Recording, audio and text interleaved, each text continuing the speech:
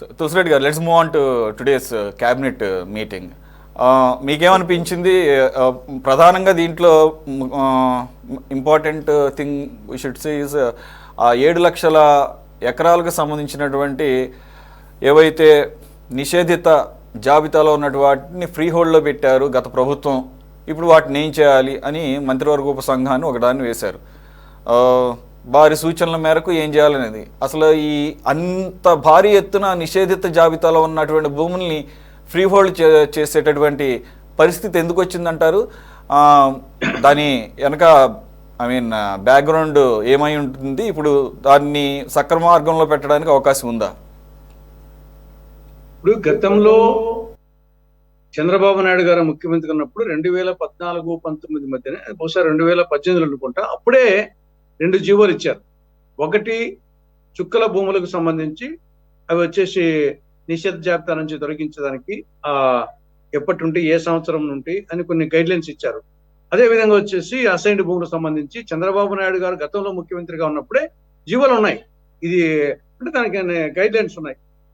నేను కరెక్ట్ గా చదవలే కానీ అది ఫస్ట్ వచ్చేసి ఆర్ఎస్ఆర్ నుండి ఎప్పుడు పోయింది, ఆ విధంగా వచ్చేసి ఆ జీవోల ప్రకారంగా ఇవి జరిగినాయా అంటే లీగల్ గా ఈ యొక్క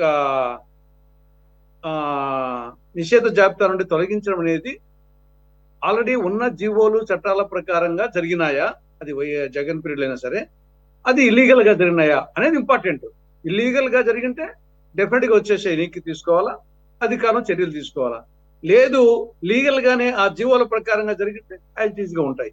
కాబట్టి ఇక్కడ ఏదో జగన్మోహన్ రెడ్డి పీరియడ్ లో జరిగినటన్నీ ఇల్లీగల్ అని చెప్పేదానికి లేదు, చాలా మటుకు లీగల్ గా జరిగినట్టున్నాయి. ఆ జీవోలు చంద్రబాబు నాయుడు ఇచ్చిన జీవోలే, ఆ జీవో నంబర్స్ కూడా ఏదో ఉన్నాయి, టైం లేక చూలే కానీ ఆ జీవోలు ఎవరిథింగ్ ఉన్నాయన్నమాట. బట్ ఆ జీవోల ప్రకారంగా జరిగిందా, ఆ జీవోలు కాక వేరే విధంగా ఇల్లీగల్ గా జరిగిందా అనేది ప్రధానమైంది దానికి సంబంధించి, నిషేధిత జాబితా నుంచి తొలగించిన భూములకు సంబంధించి. కాబట్టి ఏదో జగన్మోహన్ రెడ్డి పీరియడ్ లో జరిగింది అని చెప్పేసి లీగల్ గా జరిగింటే ఎవరి పీరియడ్ లీగలే, ఇల్లీగలే. అది నా అభిప్రాయం దాని గురించి. ఓకే, వెంకటేశ్వర గారు.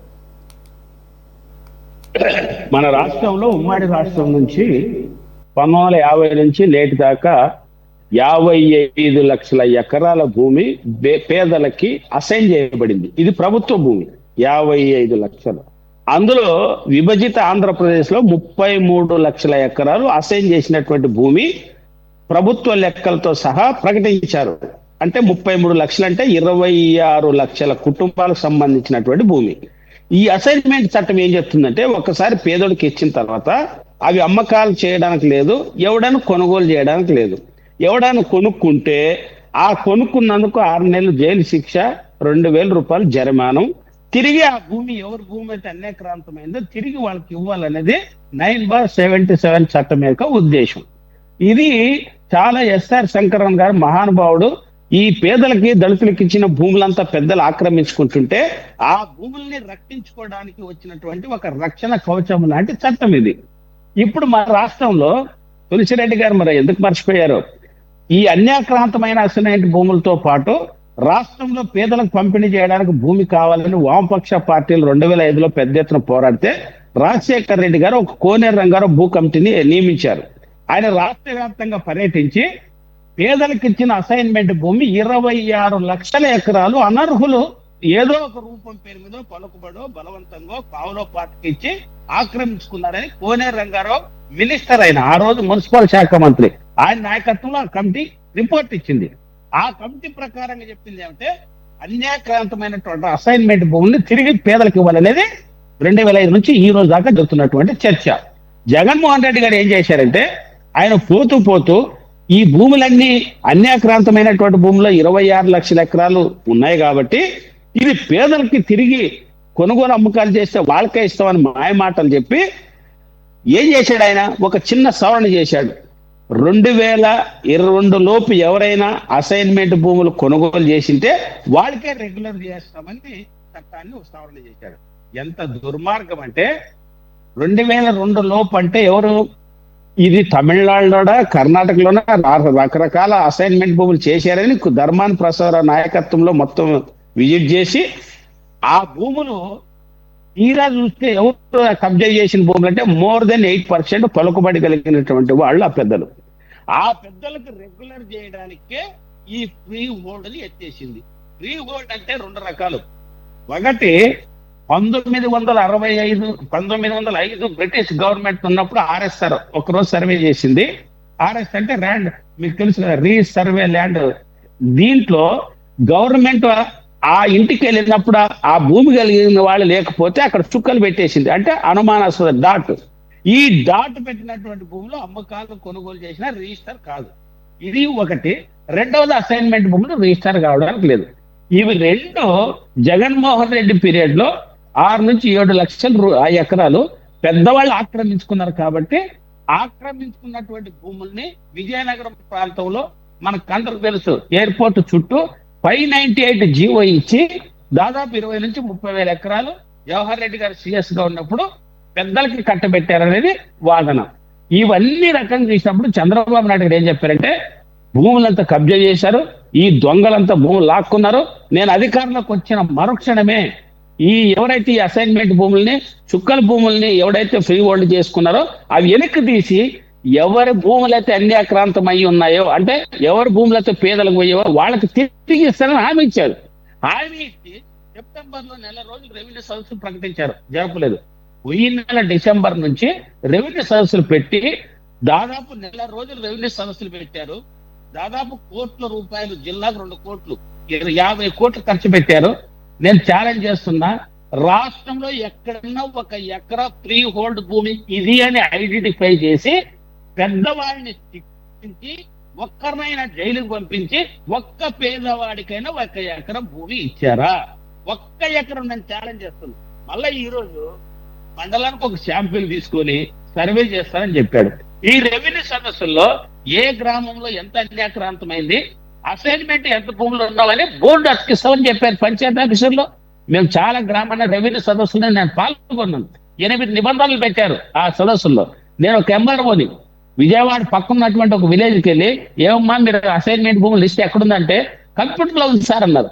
పేదవాడు దళితుడు అక్కడ ఉన్నవాడు వచ్చి అసైన్మెంట్ భూముల లిస్ట్ కంప్యూటర్లో చూస్తాడా? ఇది ఎంత మోసం. కాబట్టి ఇప్పుడు కూడా ఈ ప్రభుత్వం కూడా ఏమంటే, భూమి విలువలు పెరిగిన తర్వాత ఇప్పుడు చెప్పారు కదా మొన్ననే అదానికి, ఈ రాష్ట్రంలో ఆయన కోరిన చోట ఏ భూమి కావాలి, ఎక్కడ కావాలి 5 లక్షల ఎకరాలు ఇచ్చేస్తాడంట. ఈ భూములంతా కబ్జా చేసి రేపు కార్పొరేట్లకు ఇవ్వడానికి తప్ప ఇది చిత్తశుద్ధితో పేదలకు తిరగడి ఇవ్వడానికి కాదు. అందుకోసమే ఇప్పటికైనా కోనేరు రంగా కమిటీ సిఫార్సు ఈ రోజుకే అమల్లో ఉంది. 9/77 చట్టాన్ని ఈ రోజుకే అమల్లో ఉంది. భూ సీలింగ్ చట్టం ఈ రోజుకే అమల్లో ఉంది. ఆ చట్టాన్ని అమలు చేసి పేదలకు న్యాయం చేస్తే సార్, అంతకంటే మీరు చేయాల్సిన పని ఏమీ లేదు. అల్లాబక్షి గారు, సరే ఈ ఫ్రీ హోల్డ్ ఇదంతా కొద్దిగా కాంప్లికేటెడ్ ఇష్యూ. ఇకపోతే పథకాల విషయంకి వద్దాం. పథకాలు వచ్చే ఆర్థిక సంవత్సరం నుంచి అంటున్నారు, అంటే ఒక ఆర్థిక సంవత్సరాన్ని మిగిలి చేసుకున్నారా అని ఒక వాదన వినపడుతుంది. అదొక ఇది తల్లికి వందనం కావచ్చు, లేకపోతే అన్నదాత రైతు భరోసా ఇట్లాంటివి. మరి ఆల్రెడీ రైతులు కూడా గగ్గోలు పెడుతున్నారు, 2 సీజన్లు వెళ్ళిపోయినాయి. మీరు మేనిఫెస్టోలో పెట్టేటప్పుడు మేము మొత్తం 5 సంవత్సరాలకి ఇస్తామని అన్న ఒక ఉద్దేశంతోనే కదా ఎవరైనా అనుకునేది. మీరు కూడా అదే కదా చెప్పింది, అంతేగాని అక్కడ బ్రాకెట్లను ఏమి కండిషన్స్ ఏమి పెట్టలేదు కదా, మేము వచ్చిన తర్వాత సంవత్సరం తర్వాత అమలు చేస్తామని చెప్పేసి. లేదా ఆల్రెడీ గడిచిన సంవత్సరానికి కూడా ఇవ్వాలి, అంత పెద్ద మనసు ఉంటుందని నేను అనుకోవటం లేదు. మరి దీన్ని ఎలా చెప్తారు, దీన్ని ఎలా సమర్థించుకుంటారు? ఇప్పుడు అదే అండి, ఇప్పుడు ఏదైతే ప్రభుత్వం ఏర్పడినప్పుడు ఆల్రెడీ ప్రభుత్వ ఖజానా ఏం లేదు, అక్కడ 0. సో బట్ అనుకున్న ఇచ్చినటువంటి హామీలలో పెన్షన్ ఏకధాటిగా పెంచేసాం 1000 రూపాయలు, 5 ఏళ్ళు పట్టలేదు మాకు.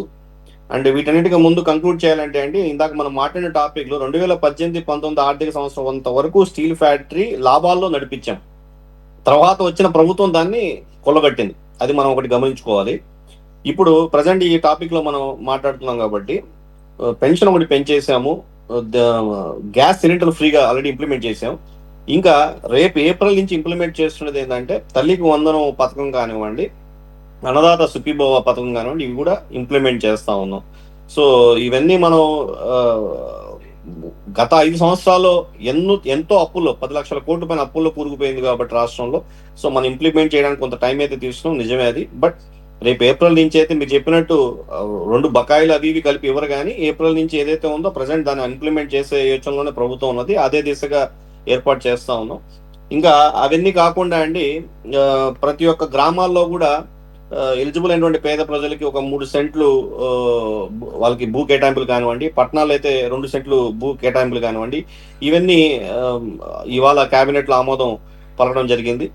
మరి వీటన్ని మనం వెల్కమ్ చేయాలి. ఎందుకంటే ప్రభుత్వం కొంత టైం తీసుకున్నా కూడా 1 by 1 అన్ని కూడా మనం ఇచ్చిన మాట ప్రకారం అన్ని ఇంప్లిమెంట్ చేసుకుంటూ వస్తున్నాం. అంటే ఒకవైపు స్టేట్ డెవలప్మెంట్ చేస్తూ సంక్షేమ పథకాలు కూడా 2 కూడా బ్యాలెన్స్ చేసుకుంటూ ముఖ్యమంత్రి గారు వెళ్తా ఉన్నారు. So it has to be welcome thing అండి. ఇప్పుడు ఆల్రెడీ మనం ఎన్నో పథకాలు సజావుగా సాగుతా ఉన్నాయి, చాలా క్లియర్ గా వెళ్తా ఉన్నది, అన్ని ప్రాపర్ గా చేస్తా ఉన్నాం. ఇంకా రాబోయే రోజుల్లో మిగతా ఏదన్నా అరాకురా 1 ఉంటే 2 ఉంటే అవి కూడా చేస్తాం. మెగా డిఎస్ కూడా ఆల్రెడీ మనం డిక్లేర్ చేస్తున్నాం.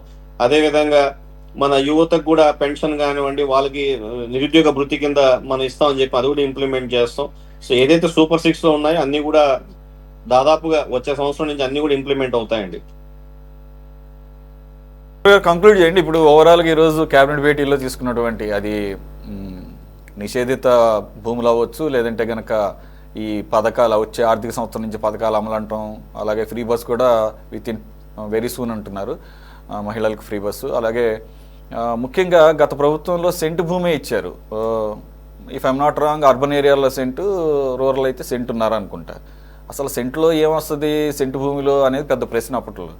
సరే కొద్దిగా బెటర్ అనుకుంటా. ఇప్పుడు అర్బన్ ఏరియాస్లో పట్టణ ప్రాంతాల్లో అయితే 2 సెంట్లు, గ్రామీణ ప్రాంతాల్లో అయితే 3 సెంట్లు అంటున్నారు. 3 సెంట్లు అంటే కనుక రీజనబుల్. ఐ మీన్ 2 సెంట్లు ఓకే, అసలు లేదనుకున్న దానికన్నట్లు. ఎలా చూడాలి? ఏమన్నా ఇది ఒక ఉపయోగకరమైనటువంటి అంశమేనా ఓవరాల్గా చూస్తే? కోటేశ్వర గారు మీరే సార్. అంటే గతంతో పోలిస్తే బెటరే, కానీ గ్రామీణ ప్రాంతాల్లో ముఖ్యంగా పేదలుగా ఉన్నటువంటి వాళ్ళు, వ్యవసాయ కార్మికులుగా ఉన్నటువంటి వాళ్ళకి ఉండటానికి నివాసంతో పాటు ఒక గేదెను, ఒక మేకను ఇట్లాంటివి ఎట్లా పెంచుకోవాలంటే, ఎందుకంటే ఉన్నటువంటి వచ్చేటువంటి ఆదాయానికి ఎటువంటి ఏదైనా తోడ్పాటు కావాలంటే అది సరిపోతుందా అనేటువంటిది ఒక ప్రశ్న ఉన్నది డెఫినెట్ గా. అందువలన దాన్ని గ్రామీణ ప్రాంతాల్లో అదేవిధంగా పట్టణాల్లో కూడా పెంచాలి. ఎందుకంటే ఒకసారి 100 గజాలు 150 గజాలు ఇచ్చిన తర్వాత అది ఒక తరానికి మాత్రమే సరిపోద్ది. 2 కుటుంబాలు అయినాయి అనుకోండి, అది మళ్ళా సమస్య మళ్ళా తలెత్తేటువంటి అవకాశం కూడా ఉంటది. అందుకని గతంతో పోలిస్తే మెరుగే, అందులో ఎలాంటి దాన్ని ఆల్రెడీ మనం వెల్కమ్ చేయాల్సింది తప్ప మనం మళ్ళీ ఎంత ఇచ్చినా సరిపోదండి. మీరు చెప్పుకున్న దాన్ని బట్టే మళ్ళీ నెక్స్ట్ ఏమంటే జాయింట్ ఫ్యామిలీ అంటారు, మళ్ళీ ఇంకా పెంచితే ఇవన్నీ కరెక్ట్ కాదండి. ఇప్పుడు ఆల్రెడీ సరిపోదు కాబట్టే దాన్ని రెట్టింపుకి ఇచ్చారు. పట్టణాల్లో నగరాల్లో 1 సెంటు దాన్ని డబుల్ చేసి 2 సెంట్లు చేశారు, గ్రామాల్లో 3 సెంట్లు ఇస్తున్నారు. It is like good thing అండి. అంటే ఇంకా పెంచుకుంటూ వెళ్తే లబ్ధిదారుల సంఖ్య తగ్గిపోద్దండి. ఇప్పుడు అందరికి ఇవ్వలేము. ఇప్పుడు ఒకటి మంది ఉండాలి, అందరికి చేరాలి. మనకి ఎంత ఇచ్చినా అది 1 నిమిషం సార్, మనం 3 సెంట్లు కాదు, రేపు 4 సెంట్లు ఇచ్చినా, 5 సెంట్లు ఇచ్చినా, 10 సెంట్లు ఇచ్చినా సరిపోదు. అప్పుడు సరిపోదు మనకి. కానీ పోయినసారి ఇచ్చిన మరీ తక్కువ. అది దాంట్లో అసలు లివింగ్ హుడ్ అనేది ఉండదు, మనం దాంట్లో కొనసాగించలేము అనే దాని అంశం పైన కన్సిడర్ చేసుకొని ఒక ప్రాపర్ గా మనం ఎంత ఉంటే సరిపోతుంది అంత ప్రాపర్ గా ఇచ్చాము. ఇట్ ఈస్ ఇనఫ్ అండి, మోర్ దాన్ ఇనఫ్. ఇంత మించి అంటే ఏంటంటే ఎంత ఇచ్చినా సరిపోదు. ఇంకా అల్లబకాష్ గారు అట్లా అనుకుంటే 5 ఏళ్ళు ఎమ్మెల్యేగా పనిచేసిన వాళ్ళు ఏం స్వాతంత్ర పోరాటంలో త్యాగం చేసినారని 500 గజాలు 1000 గజాలు ఇస్తున్నారు. మీరు కొంతమందికి అడక్క ముందు 2000 గజాలు ఇస్తున్నారు. మీరు అట్లా దాని మీరు గతంలో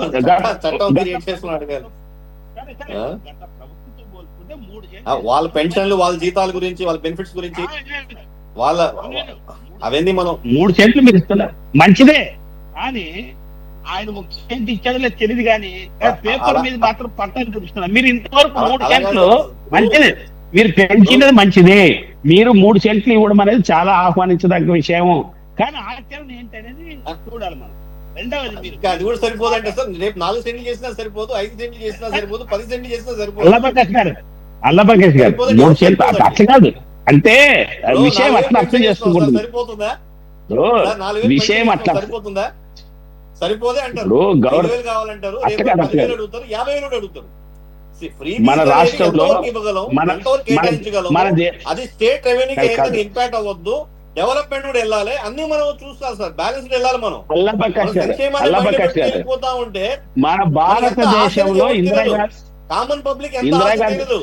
మీకు 3 సెంట్లు కాదు 30 సెంట్లు ఇచ్చినా ఇవ్వంటారు.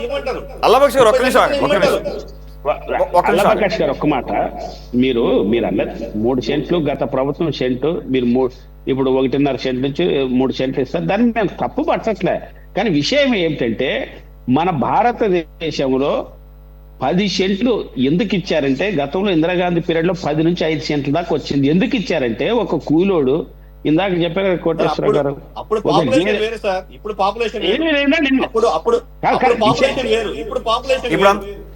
ఇప్పుడు వెంకటేశ్వర్లు గారు అంత ఇమ్మని ఏం చెప్పట్లేదు, ఒక్క నిమిషం వినండి. దాని వెనక నేపథ్యం చెప్తున్నారు. నేను చెప్పేది వినండి. ఇప్పుడు 3 సెంట్ల మీరు గత ప్రభుత్వం టౌన్ లో సెంటు, గ్రామాల్లో 1.5 సెంట్ అన్నారు, మీరు 3 సెంట్లకు పెంచారు, మంచిదే. కానీ నేనేం చెప్తున్నానంటే ఆ 3 సెంట్లు ఎంతమందికి ఇచ్చారు ఒక మాట చెప్పండి. ఈ రోజుకి చెప్పండి మీరు.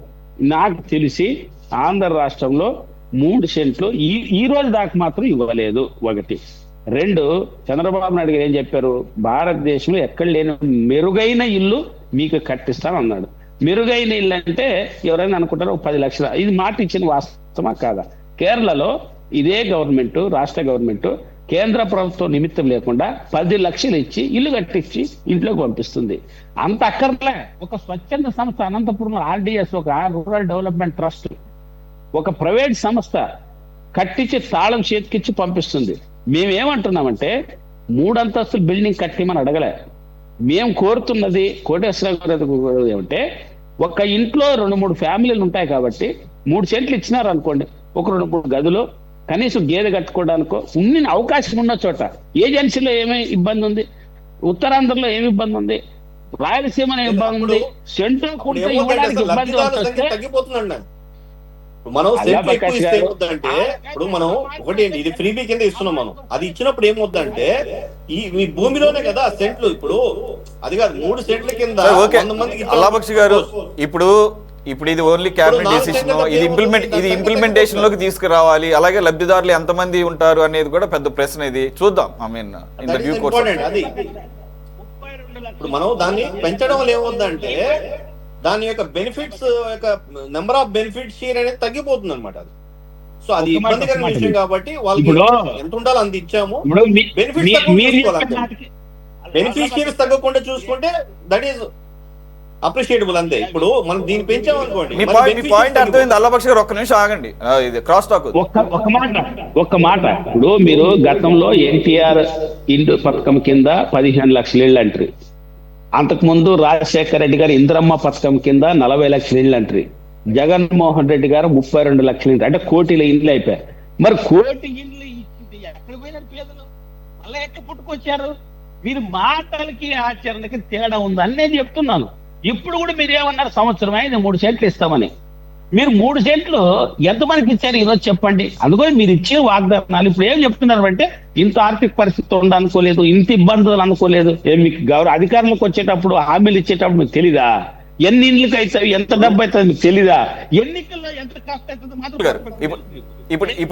ఇప్పుడు ఇది కొత్త ప్రపోజల్ కదా, మనం చూద్దాం. ఓకే కోటేశ్వర గారు, ఇప్పుడు దీంట్లో ఏ మేరకు బడ్జెట్ సమావేశాలు జరగబోతున్నాయి, ఈ బడ్జెట్ సమావేశాల్లో అయినా మీరు ఇచ్చిన హామీని అమలు చేయమని కోరుతున్నాము.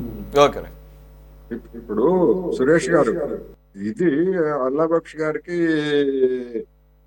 ఇది ఎంత ఇచ్చినా చాలదు, ఎంత ఇచ్చినా సంతృప్తి ఉంటుందని ఆయన ఆర్గ్యూ చేశారు. ఓకే, దీన్ని నేను కూడా అంగీకరిస్తా. ఎంత ఇచ్చినా చాలదు అంటే నిజమే.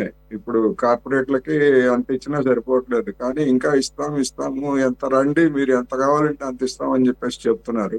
మరి అది వాళ్ళకి ఎంత సంతృప్తి అనేటువంటిది ఒకటైతే, ఉమ్మడి రాష్ట్రంలో 2012కు ముందు చేసినటువంటి కనీస వేతన సవరణలు తప్ప చంద్రబాబు నాయుడు గారు కానీ జగన్మోహన్ రెడ్డి గారు కానీ అసంఘటిత రంగ కార్మికులకి వేతన సవరణ చేయలేదు.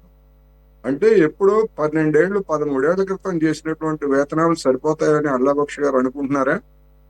ఎందుకని దాని గురించి ఆలోచన చేయట్లేదు? 2014 నుంచి 2019 వరకు ఒక్కసారి కూడా ఎందుకు సవరించలేదు? ఇప్పుడు అసలు దాని గురించి ఎందుకని మాట్లాడట్లేదు? సరిపోతాయి అనుకుంటున్నారా? లేకపోయేట్లయితే కర్ణాటకలో అది ఈ స్థానికులు లేదా వీళ్ళకి రిజర్వేషన్ అంటే లేదు లేదు మేము అటువంటి ఏమీ చెయ్యం, మీరు రండి అని చెప్పేసి లోకేష్ గారు ఆ మధ్య ఒక ప్రకటన చేశారు లాస్ట్. ఆ విధంగా అంటే కనీస వేతనాలు కూడా పెంచకుండా దిక్కుమాలినటువంటి వేతన పరిస్థితుల్లో పనిచేయాలని కోరుకుంటున్నారా? ఇది సంతృప్తికరమేనా? మీరు ఇళ్ల స్థలాల గురించి చెప్పారు, దీని పెంచే దిశగా కొన్ని చర్చలు జరుగుతున్నాయంటే ఖచ్చితంగా ఏం జరుగుతున్నాయి? మొదటి 5 ఏళ్లలో ఏం చేశారని నేను అడుగుతున్నా. ఆల్రెడీ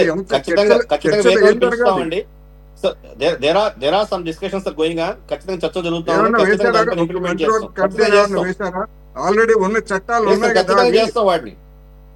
డెఫినెట్లీ మంచి శాలరీస్ హైక్ చేసిస్తాం, దాంట్లో ఎటువంటి డౌట్ లేదు, చేసిస్తాం, దాంట్లో ఖచ్చితంగా డౌటే లేదు. దాంట్లో ఆల్రెడీ స్టేట్ అండి, క్రైసిస్ లో ఉన్న స్టేట్, అప్పులో కూరుకున్న స్టేట్, సో దాన్ని బాగుపరిచే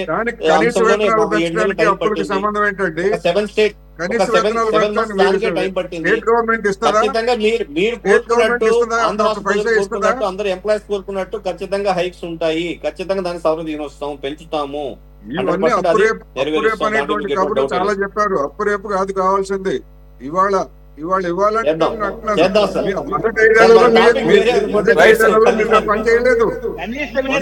కనీస వేతనాలంటే అది కాదు, మీరు పొరపాటు పడుతున్నారు. కనీస వేతనాలంటే నాన్ షెడ్యూల్ ఏరియాలో అసంఘటిత రంగ కార్మికులు, వ్యవసాయ కార్మికులు, ఇవి గవర్నమెంట్ 1948 కనీస వేతనాల చట్టం ప్రకారంగా ప్రతి 2 ఏళ్లకు ఒకసారి సవరించాలి పెరుగుతున్న ధరలకు అనుగుణంగా. ఈ గడిచినటువంటి 22 సంవత్సరాల్లో మీరు సవరించిన, ఇది గవర్నమెంట్ గా చెప్పేది. నేను సుప్రీంకోర్టు జడ్జిమెంట్ ఏం చెప్తుంది? సుప్రీంకోర్టు ఏం తీర్పు చెప్పింది? కనీస వేతనం 28,000 అన్నారు. ఎక్కడ ఇచ్చారా? గత గవర్నమెంట్ అంతే, మీరంతే. కాబట్టి కార్మికుల్ని, పేదల్ని దోసుకునే దాంట్లో మీకు వాళ్ళకి తేడా లేదు బ్రదర్. Okay right. తులసిరెడ్డి గారు ప్లీజ్ కంక్లూడ్. ఈ పథకాల విషయంలో వచ్చే ఆర్థిక సంవత్సరం నుంచి అంటున్నారు, ప్రజలు దీన్ని ఏ విధంగా తీసుకునే అవకాశం ఉంది? సరేలే కనీసం ఒక 1 ఇయర్ తర్వాత ఇంప్లిమెంట్ చేస్తున్నారని చెప్పేసి పాజిటివ్ గా తీసుకుంటారా? తులసిరెడ్డి గారు మాట్లాడబోయింది ఒక్క నిమిషం. ఇప్పుడు ఈ వచ్చే ఏడాది పథకాలు అమలు జరపాలి అంటున్నారు. సరే, అమలు జరుపుతారు, ఎట్లా అమలు జరుపుతారు అది వేరే అంశం. పక్కనే వాళ్ళ భాగస్వామ్యం ఉన్నటువంటి బీజేపీ, పక్కనే ఉన్నటువంటి తెలంగాణ రాష్ట్రాల్లో రైతు భరోసా మొదటి ఏడాది ఇవ్వనందుకు గాను ఇక్కడ ఉన్నటువంటి కాంగ్రెస్ ప్రభుత్వం మీద రోజు దుమ్మెత్తిపోస్తా ఉంది. ఒక ఏడాది ఎగ్గొట్టారు, ఇక్కడ కూడా ఎగ్గొట్టారు, మరి ఇక్కడ దుమ్మెత్తిపోస్తా ఉంది రోజు. మరి అక్కడ ఉన్నటువంటి బీజేపీ గాని లేదా పవన్ కళ్యాణ్ గారు కానీ మరి ఏ విధంగా స్పందిస్తారనేది ఆసక్తికరం. మరి దాన్ని సమర్థిస్తారా బీజేపీ వాళ్ళు? అక్కడ లేదు, మేము చేసి